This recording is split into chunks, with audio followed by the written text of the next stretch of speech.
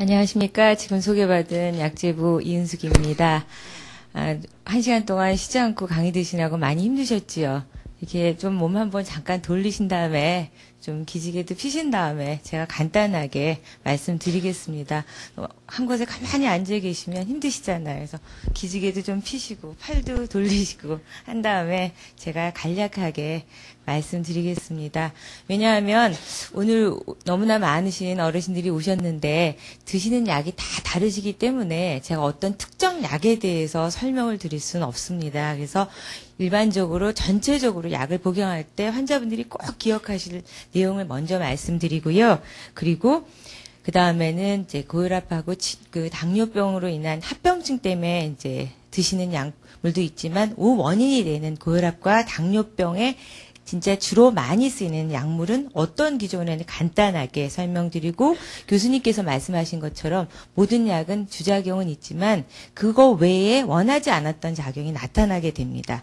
그 작용은 뭔지 그래서 어떤 점을 유의해서 환자분들이 대처를 하셔야 될지 간단하게 말씀드리는 걸로 하겠습니다. 제일 처음에 약물을 처방받을 때 아까 교수님께서도 말씀하셨지만 이곳저곳 병원을 우리가 흔히 하는데 쇼핑 다닌다 그러잖아요. 다니지 않고 가능한 한 병원을 정해서 다니시는 게 가장 좋습니다. 여러분도 아시는 것처럼 주치의 선생님은 나 환자에 대한 모든 그 질환을 알고 그거에 따라서 어떻게 치료를 해야겠다라고 선장 역할을 해주십니다. 마찬가지로 약도 마찬가지입니다. 처방을 받으신 다음에는 한 곳의 약국을 단골로 정해서 다시는 게 좋습니다. 의약분업의 가장 큰 취지는 그거였습니다. 환자분들이 처방을 받아서 내 동네 약국에 가서 내 주치 약사를 만들어서 그 약사한테 내가 무슨 약을 먹고 있으니까 이 약을 잘 관리해 주십시오라는 취지가 가장 강합니다. 그래서 여러분들도 처방전을 가지고 가능한 한 약국에 계속 다니시면 그 담당 약사가 환자 여러분의 많은 질환을 갖고 합병증도 있고 약이 2가지 이상, 많게는 10가지도 드십니다. 10가지는 넘는 경우도 있는데 그 약이 요때는 이렇게 드시면 안 되고 약물을 다른 거하고 이걸 또 드시면 안 되고 음식물은 이때는 좀 주의하셔야 될 걸 전체적으로 다 파악할 수가 있어서 중복돼서 드시거나 약물에 혹시라도 생길 수 있는 부작용이 더 크게 돼서 더 위험한 상태로 가나 하는 거를 다 조절해 드릴 수가 있습니다. 그래서 저희도 여기서 약이 나갈 때 가능한 이 병원 약국, 근처에 있는 약국도 가시지만 약을 보면은 대부분이 오랫동안 드시는 약들은 동네 약국에 다 있습니다. 그래서 동네 약국에 가시라고 하는 이유가 그렇습니다. 그래서 한 병원과 약국을 정해서 다니시는 걸 첫 번째로 말씀드립니다. 혹시 그런데 마음에 안 들어서 약국이나 다 병원도 다 바꿉니다. 근데 여러분 처방전 2장 받으시지요.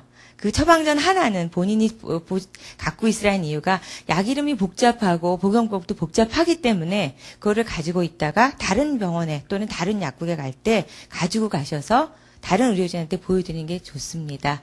그리고 이제 진료 전에도 그러면 예전에 드셨던 약 때문에 나 여기 좀 가려움증이 심했거나 설사가 심했거나 그런 것들을 의료진 선생님한테 미리 말씀드리면 다음번 약을 처방하실 때 이 약은 이 환자분한테는 다른 약을 드려야겠다라고 선생님께서 생각하셔서 처방을 하시게 됩니다. 그래서 그런 거를 고려를 하셔서 의사 선생님한테 다 말씀하시고 혹시라도 시간이 짧아서 말을 못 하시면 처방을 가지고 나와서 약국에서 약사한테 그걸 다 말씀해 주세요. 내가 예전에 이러이러한 문제점이 있었는데 약이 정말 정확한지는 모르는데 약 이름을 어느 정도만 기억해도 약사들이 어느 정도는 다 설명해 드릴 수가 있습니다.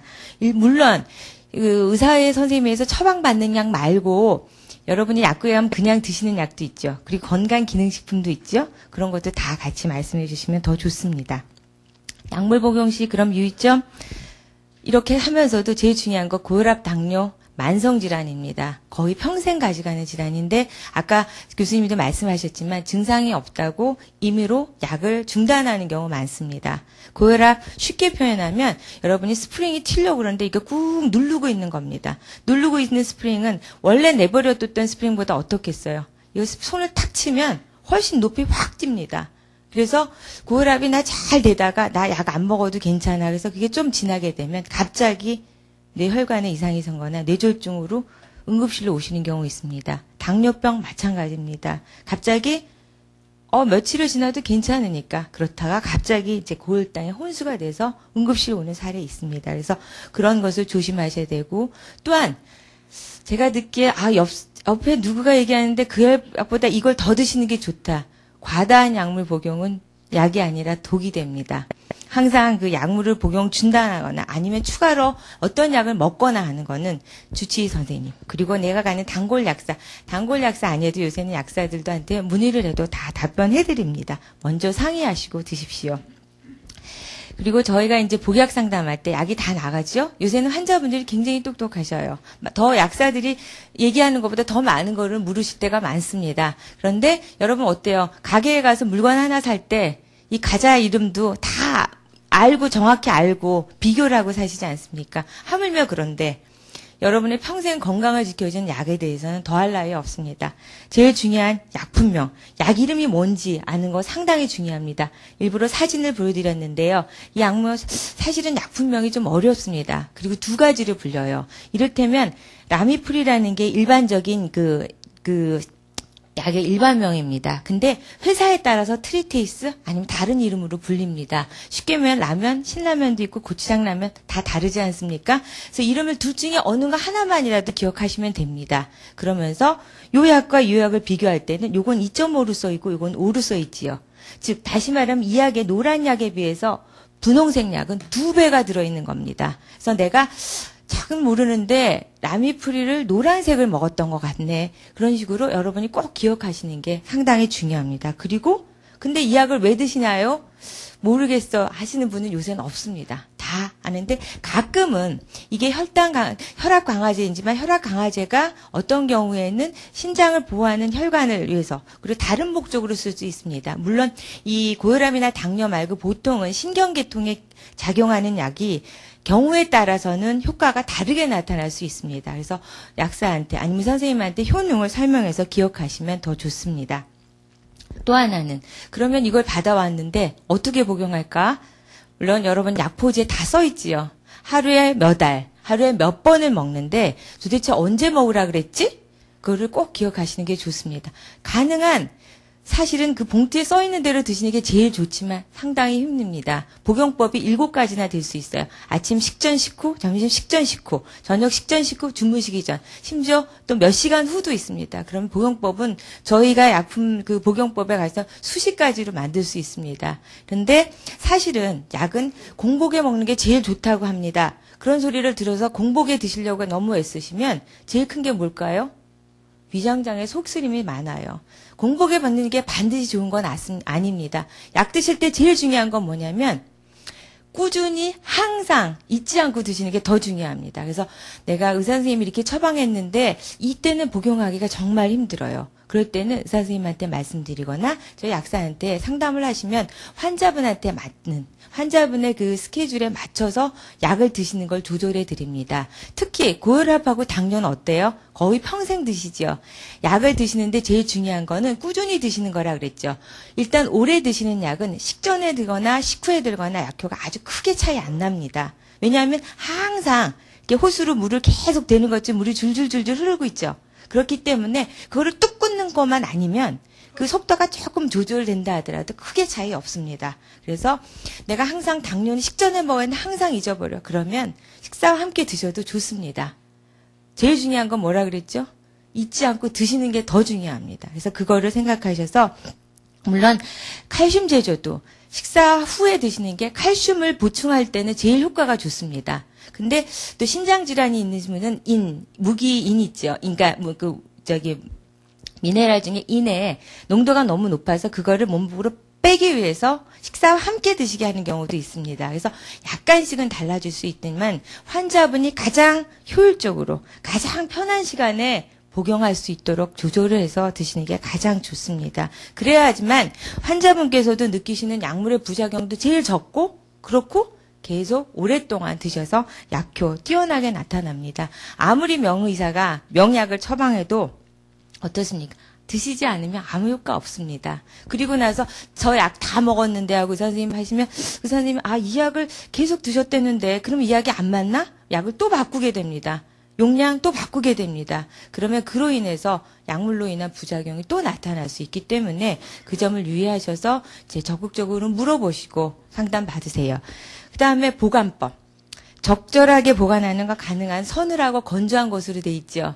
근데 많은 분들께서 어르신께서 약을 갖다 냉장고에 넣으십니다. 냉장고에는 냉장고에 보관하라고 돼 있는 약 대표적인 게 뭐가 있죠? 인슐린하고 이렇게 여러분 그 시럽제제 가끔 감기 항생제 나오는 거 있죠. 어린이들. 그리고 몇 가지 약은 냉장 보관하세요. 저라고 저희가 스티커를 붙여드립니다. 그거 외에는 그냥 상온에서 너무 햇볕이 안 비치는 건조한 곳에 놓아두십시오. 가장 좋은 방법이고 쉽게 생각하면 냉장고에 넣어놓으면 어때요? 습기 차잖아요. 물방울이 송송 먹힌다는 습기가 차면 약효가 떨어지는 약들이 많이 있습니다. 부스러지고. 그렇기 때문에 서늘하고 건조한 곳에 보관하고 또 하나 약 어떤 경우 어때요? 갈색 봉투에다 넣어주지요. 그 봉투에서 빼시면 안 됩니다. 왜 넣어두냐면 빛에 의해서 약효가 현저히 떨어질 수가 있습니다. 또 색이 변하면 일단 어떤 경우에는 색이 변해도 약효는 전혀 변화 없는 약도 있습니다. 그래서 그것도 설명을 드리지만 대표적인 라식스 이렇게 이뇨제입니다. 그 약을 이름을 드셔보시면 모르겠지만 뭐 유시락스, 항히스타민제 그런 것들 그리고 이제 신부전에 쓰는 디곡신 등은 굉장히 예민하기 때문에 그 약들은 그 갈색 봉투에 넣습니다. 아마 슬라이드 제가 조금 업데이트하고 그림도 넣었는데 다른 슬라이드를 넣어주셨나 봐요. 이게 이 슬라이드가 아닌데 이거 말고 니트로글리세린이라는 것도 들어보셨지요.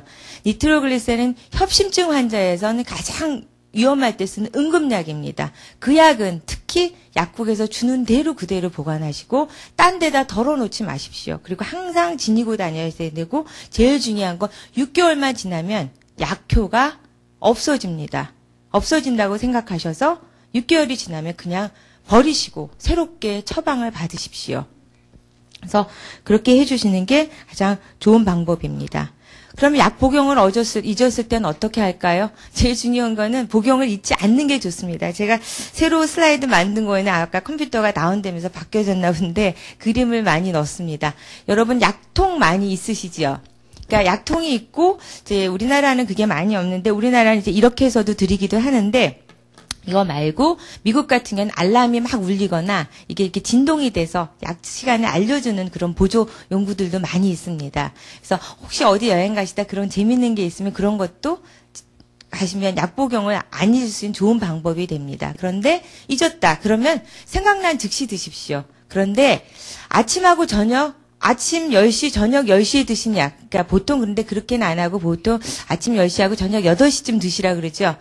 다음번 드실 시간이 너무 가까우면 드시지 마십시오. 한번 걸러놓은 것입니다. 단지 그것만 기억하고 있다가 다음번 진료실 때 제가 한 몇 번 정도 걸렀네요. 라고 말씀하시면 그걸 어느 정도 선생님이 감안하실 수 있습니다. 그래서 그거를 해서 절대 2배로는 드시지 않는 게 좋습니다.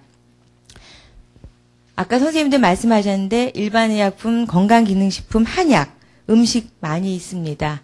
드셔도 좋긴 합니다. 그러나 그 효과 대비 비용을 비교했을 때 많이 주의를 하셔야 됩니다. 음식에 대해서는 아마 영양 선생님이 더 많이 해주실 거고요. 흡연인 경우에는 이제 니코틴 패치가 있습니다.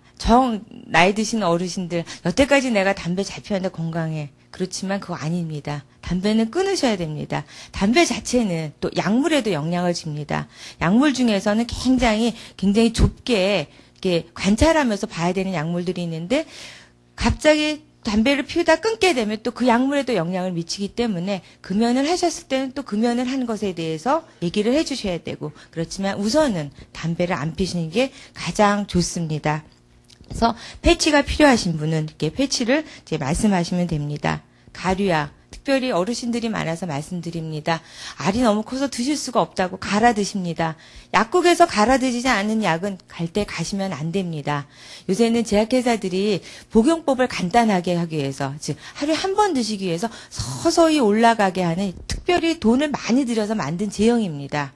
그렇기 때문에 그 약을 부수게 되면 그 약의 효과가 떨어집니다. 아니면 병원에서 그 케이스도 있었는데요. 그 약을 갈게 되면 원래는 서서히 올라가서 환자한테 적응하도록 할 수 있는 약이었는데 갑자기 몸에 들어가서 혈중 농도가 갑자기 높게 나타나서 나타나지 않아야 될 부작용으로 해를 입으시는 경우도 있습니다. 그래서 가류약을 드실 때는 내가 정말 이거는 불편해서 가류약이 필요하다고 생각하면 그 전에 약사나 선생님한테 한번 꼭 확인해 보시기 바랍니다. 그리고 특히 가류약은 입자가 가늘지요. 그렇기 때문에 기도로 들어갈 수가 있어서 가끔은 흡인성 폐렴이 될 수 있습니다. 그래서 특히 어르신들께서 기침이 너무 심하거나 사례가 잘 걸린다면 의사 선생님한테 한 번쯤은 여쭤보시는 거를 말씀드립니다. 가정에서 약관리 앞에서 말하는 것 플러스 여러분이 일반 약국에서 그냥 구입하시는 약들 있죠. 약 이름, 내가 이거 두통 때문에 머리가 아파서 아니면 이거 콧물 때문에 샀다. 그리고 유효기간은 반드시 적어서 보관하도록 합니다. 그래야 다음에 쓸 수 있을 때 이게 무슨 약인지 알고 쓰실 수 있습니다. 보관은 적절하게 하시고요. 유효기간 지난 약 과감히 버리십니다. 일반적으로 약 유효기간은 한 보통 2, 3년 정도입니다. 그렇지만 특히 물약 같은 건 굉장히 심하고요. 일단 그 병에서 이렇게 뚜껑을 열게 되면 병 바깥에 걸려있는 유효기간보다는 짧아진다고 생각하시면 됩니다. 그래서 약간 색깔이 변하거나 의심스러운 약 과감히 버리십시오. 약 그 몇 알 아끼려다가 환자분들이 괜히 약물에 의해서 부작용으로 병원에 입원하시는 사례도 있습니다.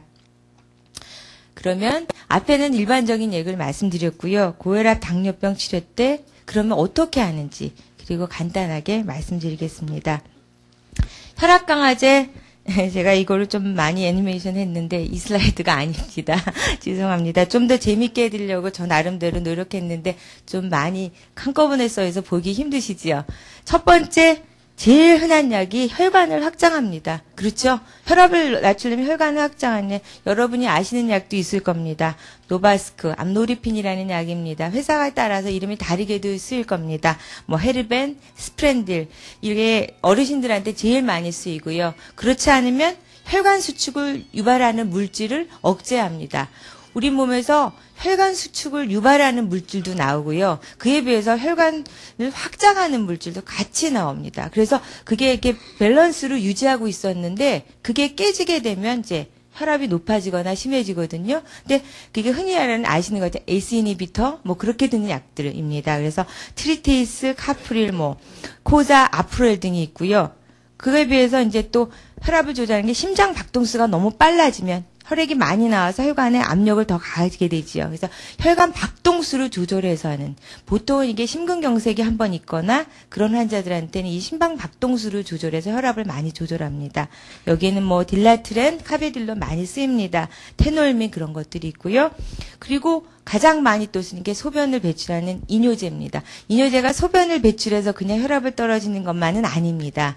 물은 항상 염분하고 같이 왔다 갔다 합니다. 아까 음식에서도 염분이 중요한 것처럼 여기서도 소변을 배출을 할 때 염분량과 같이 조절하는 겁니다. 그런데 오래 드시면 우리 몸의 혈관에 이렇게 수축력을 좋게 해줘서 궁극적으로는 혈압을 떨어뜨리는 약입니다. 근데 이 소변약은 어때요? 처음에 드시면 소변을 자주 보시게 되지요. 그리고 그래서 이거는 보통 저녁 가까이보다는 아침에 드시라고 해서 혈압을 조절하는데 대부분의 어르신들은 위에 있는 이 세 가지 약물에다가 이뇨제를 하나씩 추가해서 드시는 경우가 많이 있습니다.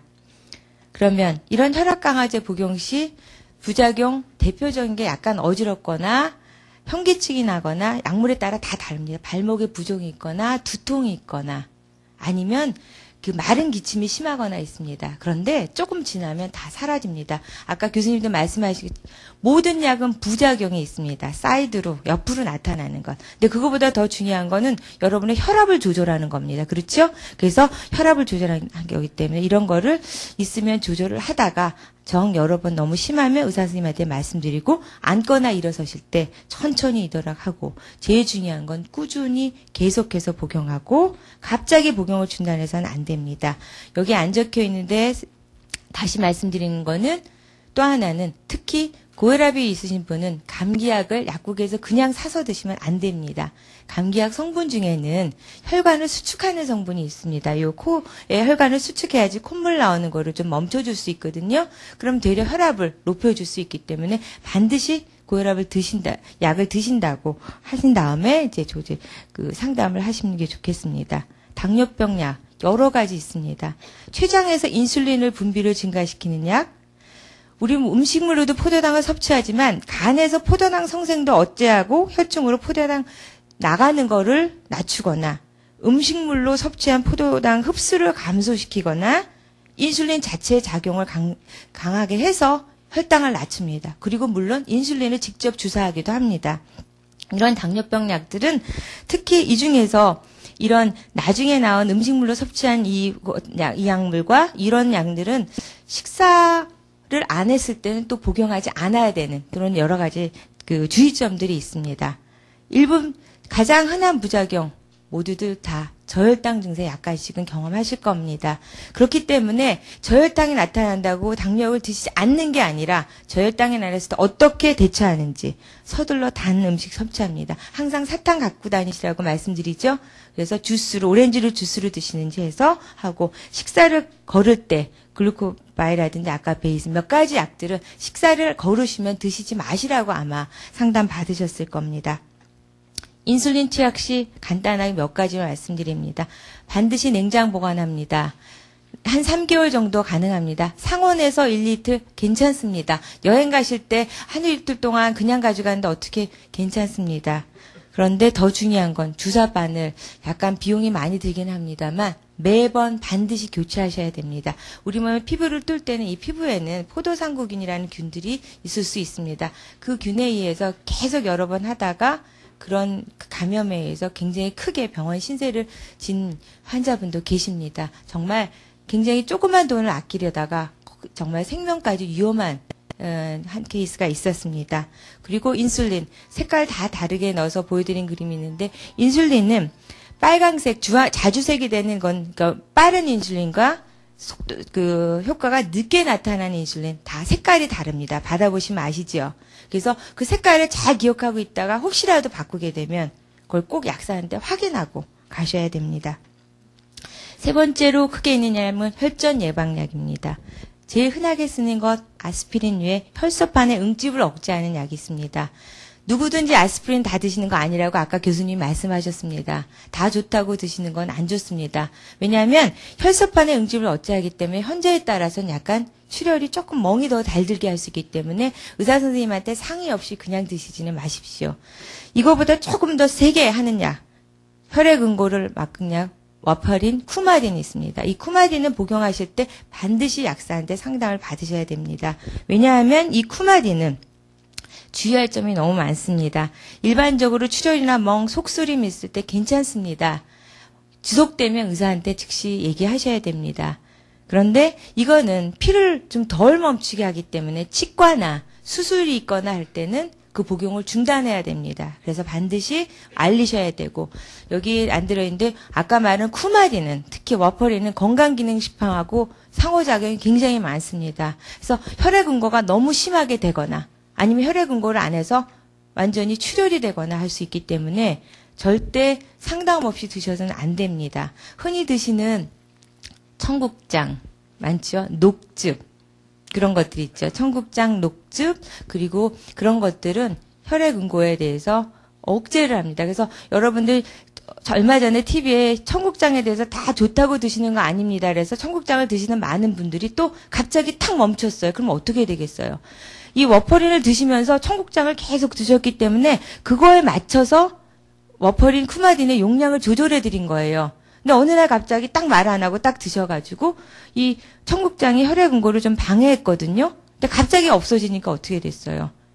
혈액 응고가 안 돼서 이 수치가 굉장히 올라가서 응급실로 오신 사례가 있었습니다. 그래서 건강기능식품 그리고 홍삼, 인삼도 그렇습니다. 인삼은 더 반대로 또 혈액 응고를 조금 더 악화시킵니다. 그런 점을 주의하셔야 되고 또 당기도 주의하셔야 됩니다. 그래서 그런 점을 주셔야 하기 때문에 특히 쿠마딘 드시는 분은 반드시 상담을 하고 드셔야 됩니다.